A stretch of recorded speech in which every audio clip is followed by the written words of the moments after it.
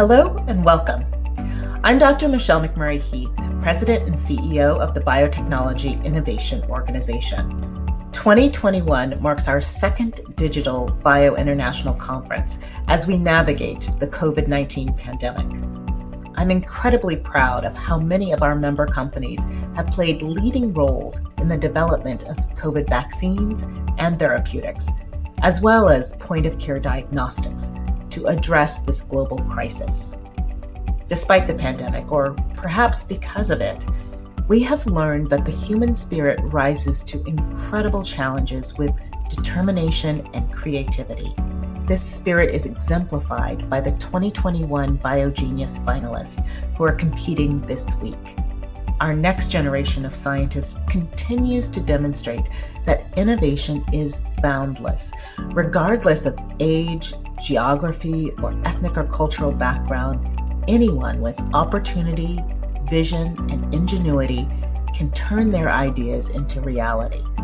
This year, we're particularly proud that more than 50% of our BioGENius alumni are women, especially when increasing STEM education and career opportunities for women is so important. For more than 20 years, with the generous support of Bio, the Biotechnology Institute has fulfilled its mission to engage, excite, and educate those within and without the scientific community about the potential of biotech to solve some of society's most challenging problems. Beyond the BioGENius competition, the Institute's commitment to making a substantive impact is demonstrated by its Women Alumni Mentoring Program, BioGENius Innovators. It is also demonstrated by the newly launched grades 3 through 8 Biodiversity Online BioSTEM Education Program, which reaches some of our most underserved and under-resourced minority communities.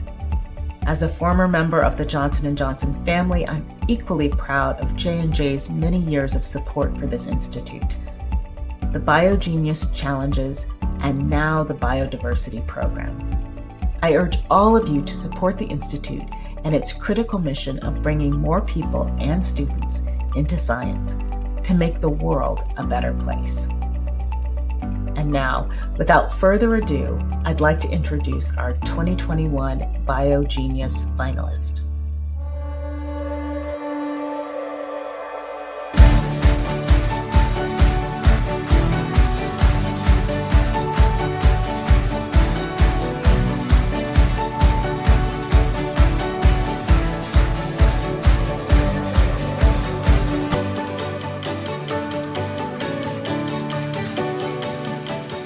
Hi everyone, I'm Samyak Shamali from Portland, Oregon, United States of America. Hi, my name is Arjun Kalan, and I'm honored to represent Delaware in the International BioGENius Challenge. Hey, my name is Zir Hassan Al-Matlu, and I'm a rising high school junior in Normal, Illinois. Hi, my name is Priyan. I'm a senior in Milton High School in Georgia. Hi, my name is Andrew Leon. I'm a rising junior at the College Preparatory School in Oakland, California. Hi, my name is Claire, and I am a senior at State College Area High School in State College, Pennsylvania. Hello, I'm Meenakshi Ambati from Albemarle High School in beautiful Charlottesville, Virginia.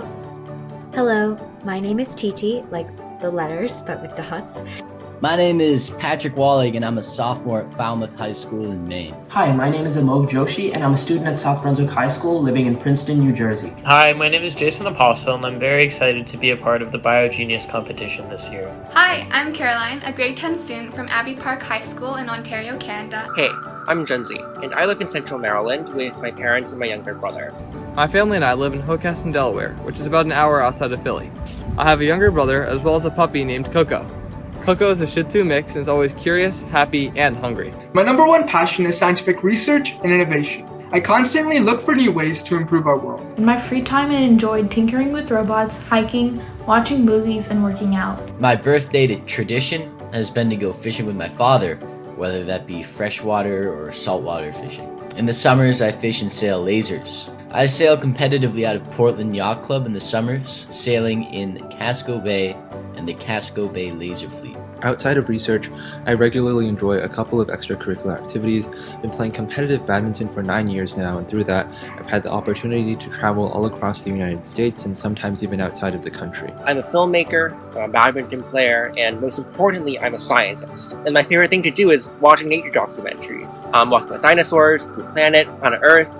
They're so well made, and David Attenborough's voice is absolutely amazing. Beyond science and research, I also get excited talking about technology. Learning about AI in fashion at Calixa and geomatic workflows at Far Closer Travel.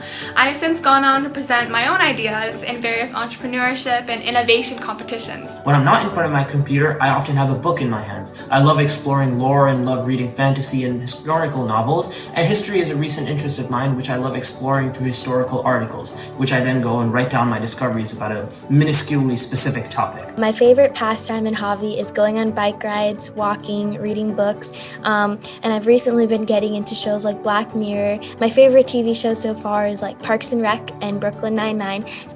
I love spending time with my family, whether it's at home, at the beach, a Broadway show, baking confectionaries in the kitchen, or dining at a restaurant. I also like to relax by composing pieces for the piano or reading mystery novels.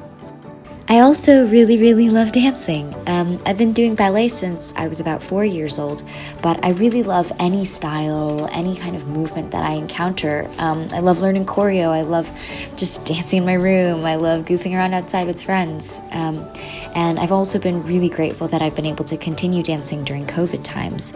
Some things I like to do in my free time are I like to work out, I like to swim, I like to run, I like to lift weights. I also enjoy anime.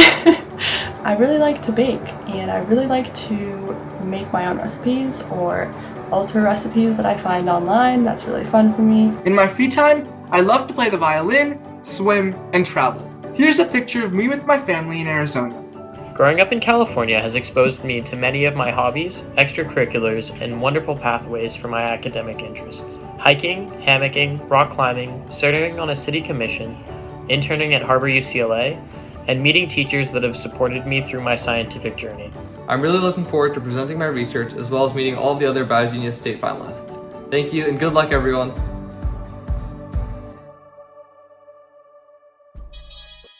Hello everyone and welcome to the BioGENius Challenges. I'm Seema Kumar.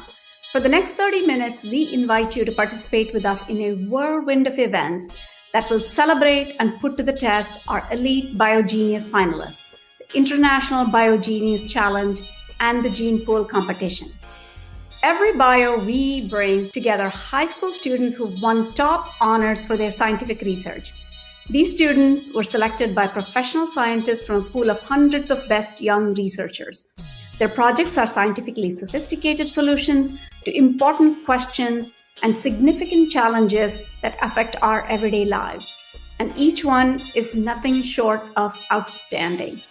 They cover the breadth of applications that biotechnology has to offer to solve some of the most pressing unmet needs in healthcare, food sustainability, and the environment. For a week prior to bio, the finalists are not only engaged in the competitions, but were provided the opportunity to bond as peers, scientists, and most importantly, and hopefully, as long-lasting friends. And that, along with the deep dedication of judges, academic and industry leaders, and the finalists themselves, to great science is what differentiates BioGENius from other science and STEM competitions. It's also why we at Johnson & Johnson are so proud to be a longtime supporter of the BioGENius Challenge as part of our commitment to engage people of all generations and backgrounds in science and to support them in innovating exciting new solutions that help to improve the health and the human condition. Whether it's new vaccines for COVID-19, antibiotics, genomics, 3D printing, passionate scientists like you are improving, saving lives of people all over the world.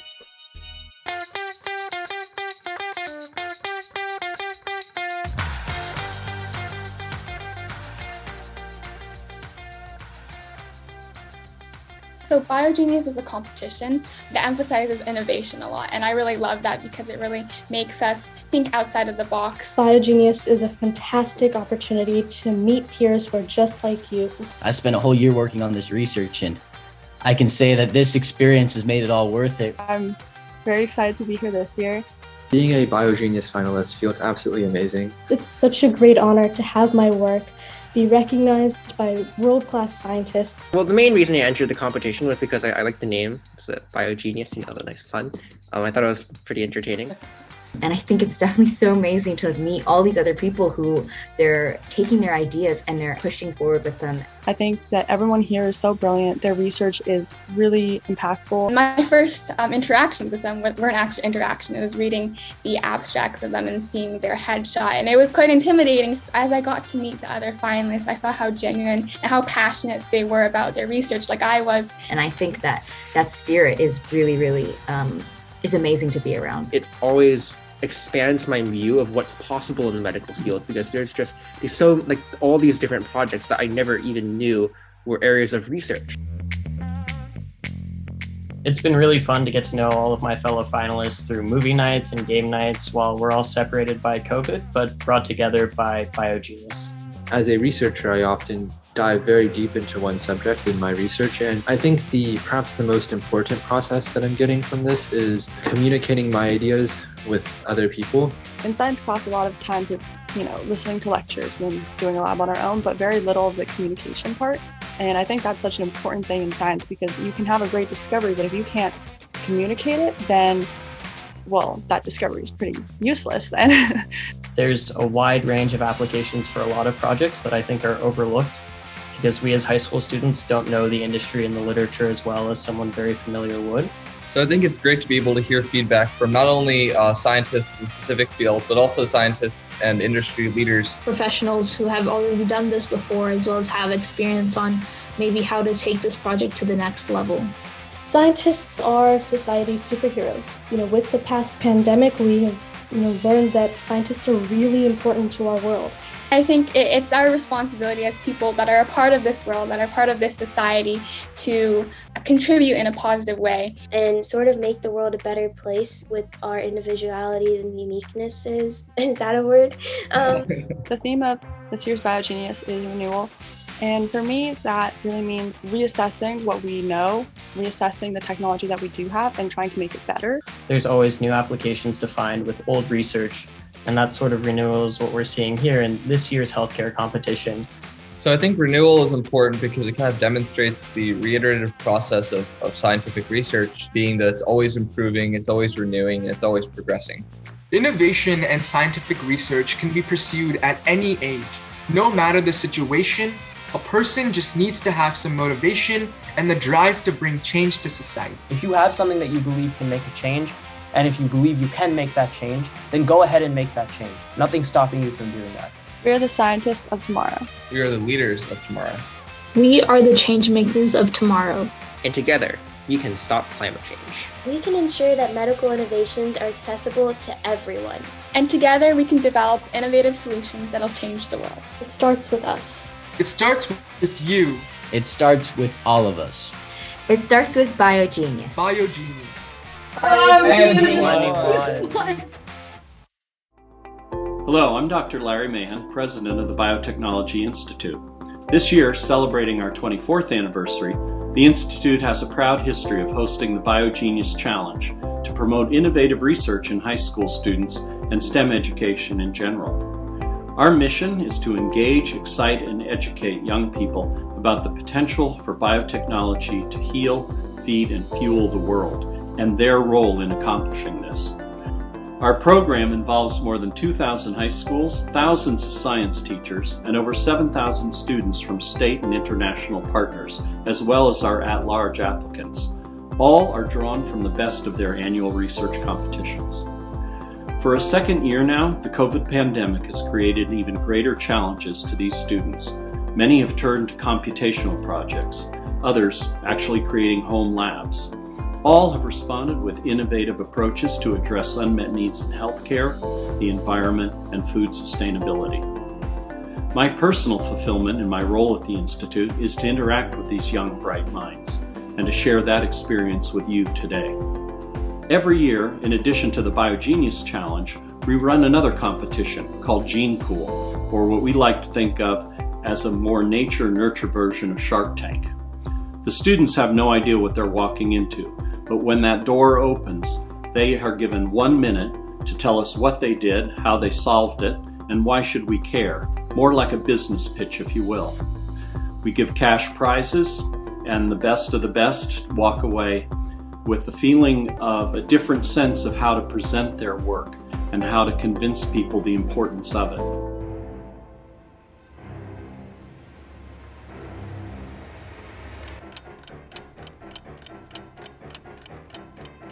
So we call this sort of the nature and nurture version of Shark Tank. We're a little bit kinder, but at the end there is a monetary prize. As you saw on the piece of paper, I asked you to choose 3 random household items. I'm going to call your name in random order, and I'm going to ask you simply to pick up something on your left, center, or right, and your job will be to think creatively how to incorporate that into your book. It's a little bit of a twist here to, again, make you think on your feet in a situation that's not necessarily expected. Ready? Set, go. Okay, so what I have here is a pen, and it's actually not just a regular pen, it's a Rubik's pen. What I have here is a watch. This is Penny, the succulent, and we're from Ontario, Canada. So now Penny is very resilient. I haven't watered Penny for about a year now, and she is still thriving. And this time it's counting down. Time is ticking, especially for this striped bass species. My project determined the natal origins of striped bass, or their birthplaces, so we can protect those areas. When I'm really stressed out, I kind of fidget with a pen. So my project seeks to help solve that by building a machine learning algorithm that can predict stress. Neuroscience is a field that also requires resilience, just like Penny, because there are so many challenges to developing neuroregenerative solutions, which is why we need innovative solutions. And this is obviously an iPhone. When this was released, it didn't come with any apps. And since then, people have developed all sorts of apps. And if you're asking where does this differential methylation come from, I will explain with this fork. This is a piece of gummy bear plastic covering that I just ate. When this goes into the environment, if I'm an irresponsible human and I litter, this turns into microplastics, and that's really dangerous. And so that's why my project is kind of focused on creating a 2-in-1 shampoo and conditioner, which is essentially one drug that can bind to both of the proteins at once. Now, if you could, please close your eyes for a minute. Imagine that that's your world. You can't read a book or see your loved ones' faces. 15 million Americans and millions more worldwide with atrophic macular degeneration face that future. Specifically, I've been looking since the outbreak of COVID-19 at how we can target the COVID-19 and different drug targets in COVID-19. I'm developing a device that works off your Raspberry Pi to just shine a light through the back of your eye and automatically diagnose the fundus image. To solve this, I created the tracking microscope, which allows scientists to autonomously track and observe organisms. And what I'm proposing is a drone-based solution. The next step would be to go into in vitro studies. I want to run a clinical trial. So let us make hand hygiene a priority. Thank you. Hi, my name is Shreya Ramachandran, a BioGENius finalist in 2020. Every year, BioGENius holds a Johnson & Johnson roundtable discussion with Seema Kumar and a BioGENius Challenge alumni. During this year's event, I had the honor of talking with Seema and this year's BioGENius finalists about how BioGENius has impacted me a year later and the next steps in my biotechnology journey.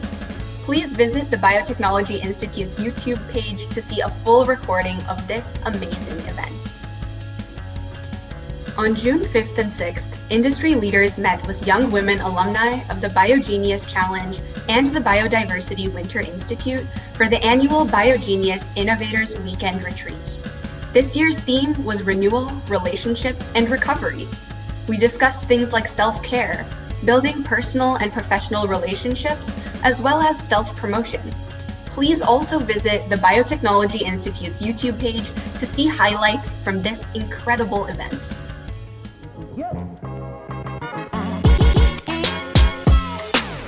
Biodiversity is a really cool after-school STEM education program, and so a main thing for biodiversity is to engage, excite, and educate students, and students that are typically underrepresented in STEM, and to get these students involved in science and passionate about science. Each class has a topic for the day. And we usually start off with some information about a scientist that they may have never heard of before. And then we go into our lesson for the day, which we've had so many great lessons, from electricity to some basic biology and DNA and protein structures, to matter composition, some chemical reactions, learning about the environment around us, how to plant food. We kind of discuss those topics and maybe watch a video or two about them. And then we actually do an experiment to apply those lessons that we've talked about. Science is just such a fundamental part of life. I mean, that's who we are. We are science as human beings. But the implications of understanding science and applying it to the real world, and also grooming kids that have a predilection to science and want to be scientists potentially. From early on in young ages, you see young children have this natural curiosity. And programs like these are really important to continue to fuel that natural curiosity and continue to push students to ask questions and to explore the world around them, and hopefully to get to that point where they're asking questions and wanting to address a certain societal issues and problems that we have in our society. That will, of course, help mankind.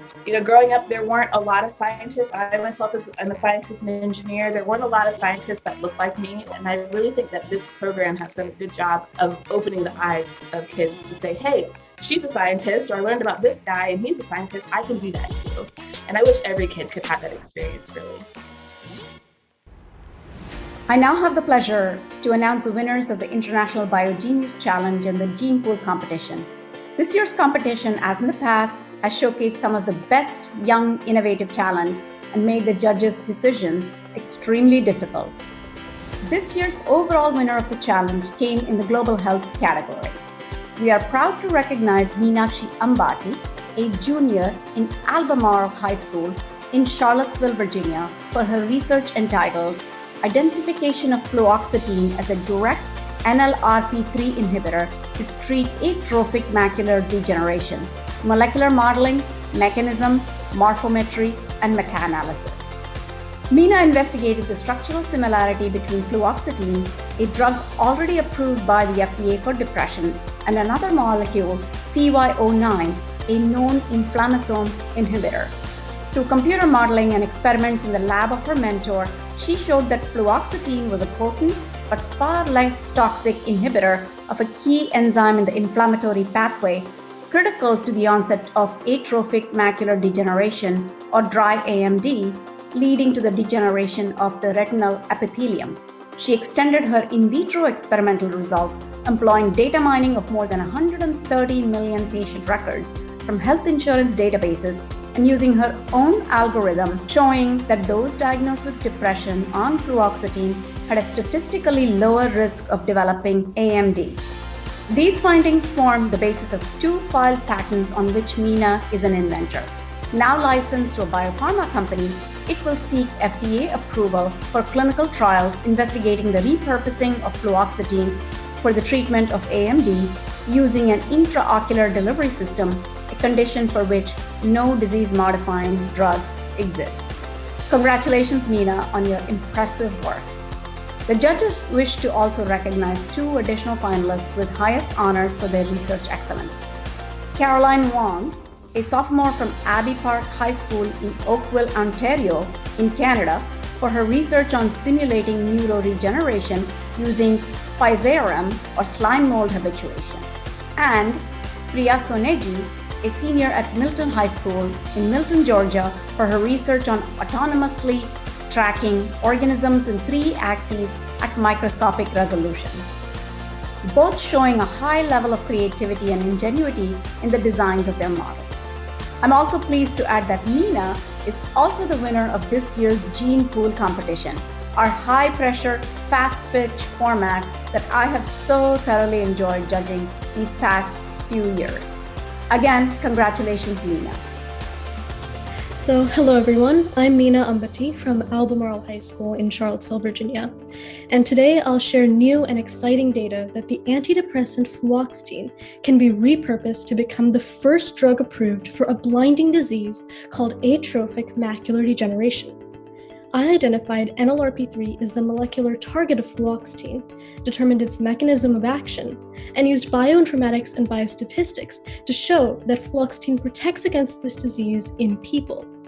With this multidisciplinary approach, I wrote a manuscript now in revision at the Proceedings of the National Academy of Sciences, on which I am the first author.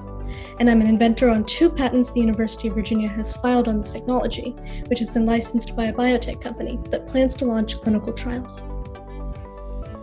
So atrophic macular degeneration, or dry AMD, is a horrific disease that can rob a person's ability to read, see faces, be independent, and even their very humanity.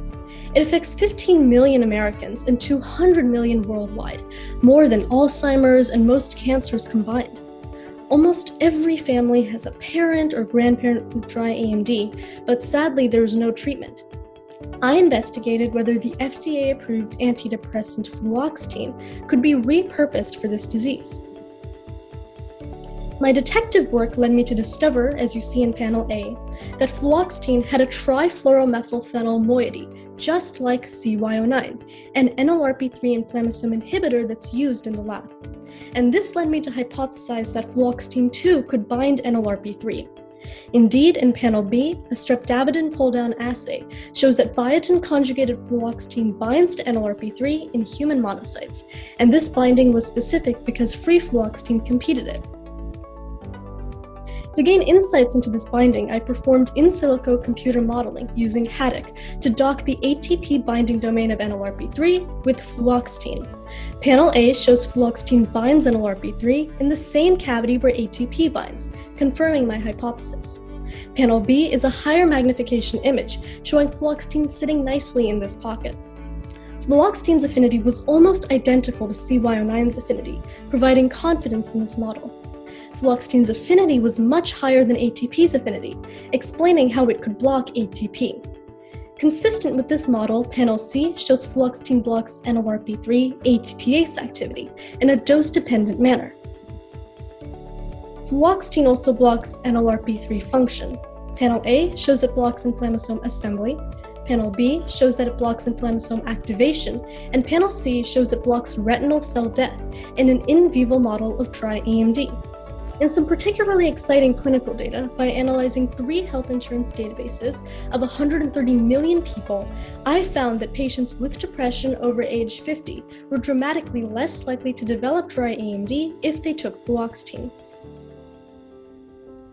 I get to witness firsthand not just the talent that makes it to the finals, but all those applicants who are so close, or just beginning to ask questions, formulate hypotheses, and conduct their research. This is the aspect that's truly rewarding, as they in turn educate me. For over these years, I've witnessed a marked transition in the types of research approaches and outcomes. This is not to say that benchtop science has passed, indeed far from it. But the last 20 years, the explosion of data on all fronts, from the ohms to the most fundamental elements, has provided an almost infinite inner space for this generation to explore. And our students have stepped up to the challenge, utilizing automated data mining, creating artificial intelligence programs, convolutional neural networks, and deep learning algorithms. Their interests in the computational sciences, bioinformatics, and predictive outcomes lay the groundwork for real-world hypothesis testing and application. And they get it. A number of our BioGENius alumni have gone on to treat patients, receive patents, or start their own biotech companies.